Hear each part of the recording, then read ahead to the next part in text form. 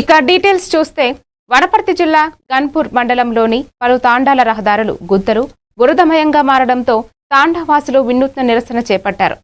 రోడ్డుపై వరి నాటు వేసి ప్రభుత్వంపై నిరసన వ్యక్తం చేశారు.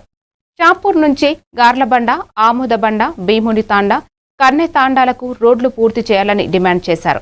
3 కోట్ల నిధులు మంజూరైన పనులు మధ్యలోనే ఆగిపోయాయని ఆవేదన వ్యక్తం చేశారు. వెంటనే పనులు చేపట్టకపోతే ఎమ్మెల్యే క్యాంపు కార్యాలయాన్ని ముట్టడిస్తామని హెచ్చరించారు.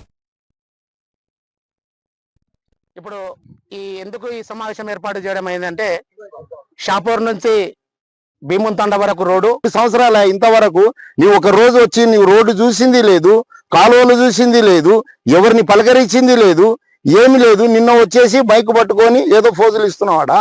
ఫోజులు ఇవ్వటం కాదు, ఈడ వర్క్ చూడండి ఏమవుతుంది ఏందనేది. అది చూసిన తర్వాత పని చేస్తే నీకు 10 మంది మెచ్చుకుంటారు. నీ వల్ల చేత కాకపోతే వదిలేసేది ఉండే, మేమన్నా చేస్తుంటే.